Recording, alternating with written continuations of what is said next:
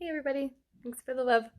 I figured I'd pop on and I will do my fucking best to make this short and concise, even though it's not a short and concise thing because my husband has a really rare congenital disorder.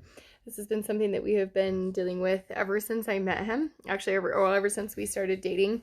He actually found out, and I was actually thinking about this, and he's sitting right next to me. So the first time that this ever happened was 14 years ago this month. It was 14 years ago this month that it happened. And it was just swelling, kind of like what he's experiencing. It was some of these other, so he gets swelling, high fever, his leg will, it gets red. And so that turned into, well, you just have lymphedema, but nobody could tell us why he had lymphedema. And so then it was leg wrappings, and then as the years progressed, then he started having, he would have bouts of cellulitis, and he was being treated for cellulitis. And then back in 2011 or 12, I don't remember. He had his very first knee infection. Showed up to the ER he couldn't even walk. He was in so much pain. Showed up to the ER, gave him some meds, and then sent him home. And then it was like, oh no, the first time I think it ended in surgery. Anyway, so he's had, over the years, he had a knee infection. The very first time that he had it, it was one knee surgery. They sent him home. Then he went back right after Christmas, and it was at Christmas time. And after Christmas, he had to go back in for 2 more surgeries to clean out. And so when they do the surgery, what's happening is that he's getting septic arthritic knee, and his knee is basically getting an infection inside the knee joint itself. But your body has no blood flow to your joints. And so when that happens, there's no way for any medication that they give, regardless of the means they give it, to get to the joint itself. And so they have to go in and do a surgery. It's just an IND. I say just.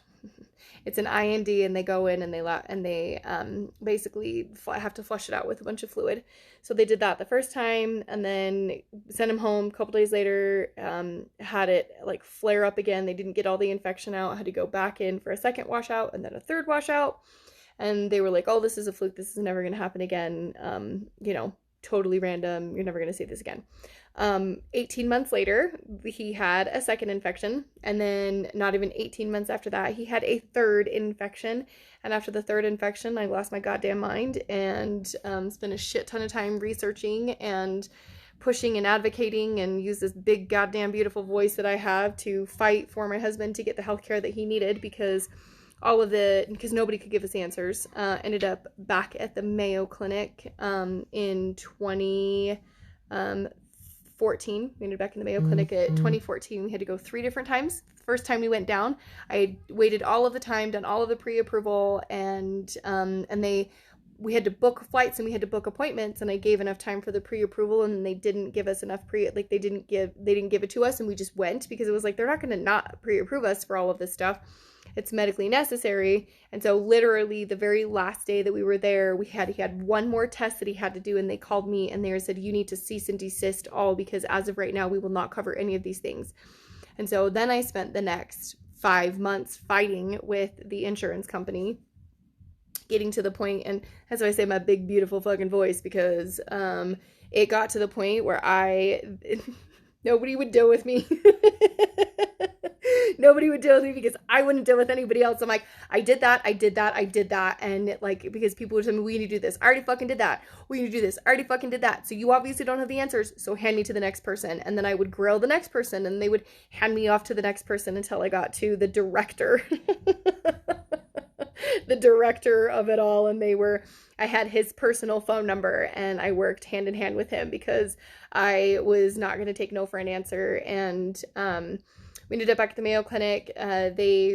Within 10 minutes, they diagnosed him with a really rare congenital disorder that nobody here, we had been to 5 different vascular surgeons, countless specialists, you fucking name it. We have been to all of these people back at the Mayo Clinic. diagnosed him with Klippel-trenaunay syndrome. And then within that, so Klippel-trenaunay syndrome is super rare as it is. And I can, if anybody's curious, I can spell it out for you so you can look it up if you're curious about, you know, finding out more about this disorder that he has. And then he is one of 3 other individuals in the entire world that has ever had the Klippel-trenaunay manifest into septic knee arthritis.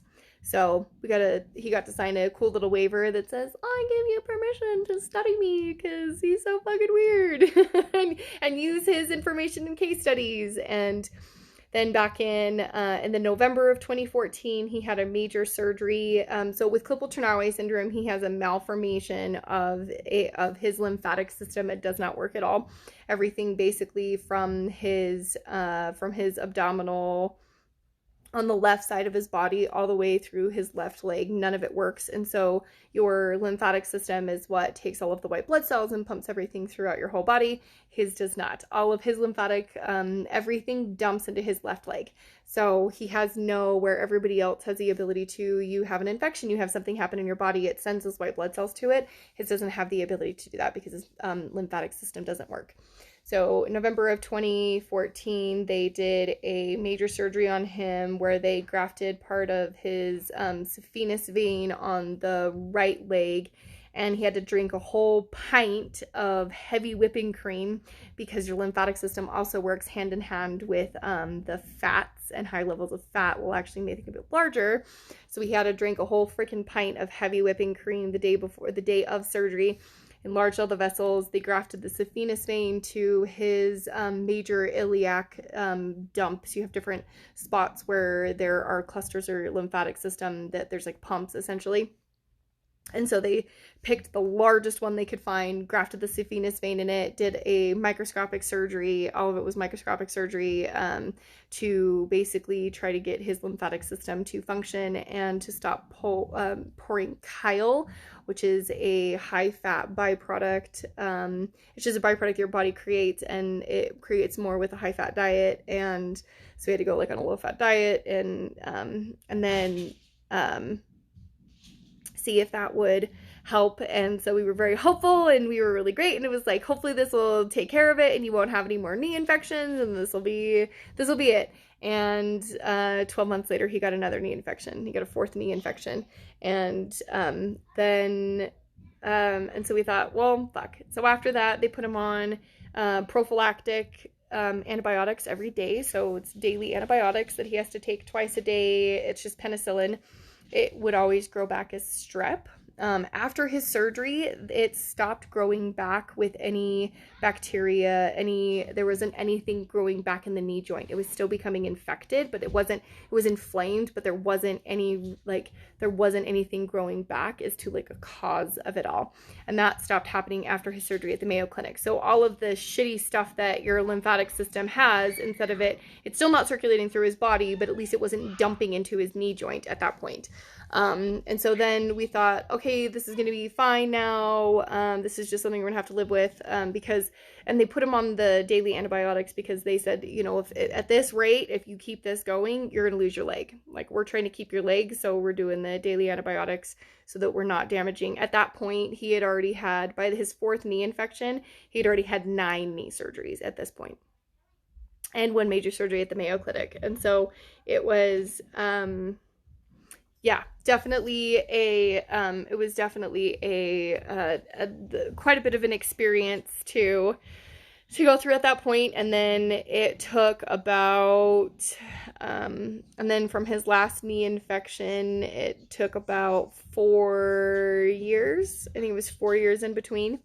And then out of nowhere, so a year ago, almost to the day, like a year ago, he had another episode, and it was just, and then in between, like, the knee infections, he'd get cellulitis, he'd have, like, these flare-ups and everything, and they would just put him on always hospitalized, he always has to be hospitalized. He goes from, he'll go from being totally fucking fine, to, like, fevers of 101 plus. There's been times where it's been really bad where he had a fever of 104.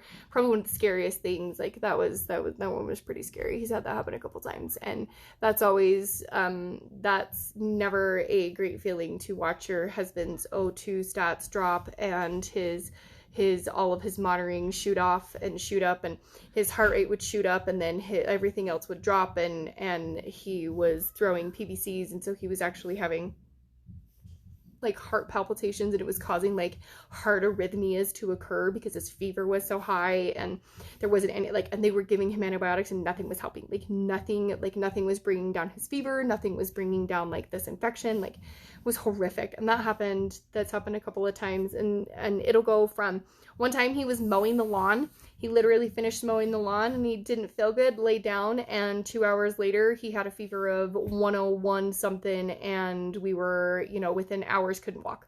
Literally mowed the lawn, and 3 hours later could not walk. Like, physically could not walk. His leg swells up, gets red, it gets inflamed, it gets really stiff, he can't walk, and so every single time we end up in the ER. So last January he had another bout, and then again in May, and then he had a full-blown septic knee infection that happened last October, wherein they had to do another surgery. And then because his lymphatic system doesn't work, each time he's had a knee infection, he's had to have a PICC line. And so at this point he's had 5 PICC lines because he's had 5 different septic arthritic knee infections that have required surgery and a PICC line, for a total of 10 knee surgeries in the past. I don't know how many years, but yeah, I don't even remember the first one. I feel like it was 2011, but it also could have been 2012. Actually, I think it was 2012 because I was pregnant. It was December of 2012 because I was pregnant. I was pregnant and had a 2-year-old, not even a 2-year-old, and a 4-year-old, and I was pregnant with my third when the first one happened. So yeah, it's definitely been, with one of his other ones, I was pregnant when he had another infection, and then there was another time that I had like a brand new baby and he had an infection, and like he can't walk, he can't do anything, so I'm trying to take care of 4 kids aged 6 and younger, and with a husband who can't walk and can't do anything. It's always been very interesting. Back at the Mayo Clinic when we went, the 3 different times we went, and the other knee infection that he had, the 3 times we went to the Mayo Clinic, I had a daughter who was also born with some health conditions and was on oxygen, and so I got to fly and go back and forth to Mayo Clinic 3 times that year with a baby who also had her own medical health conditions and was on oxygen. So, yeah.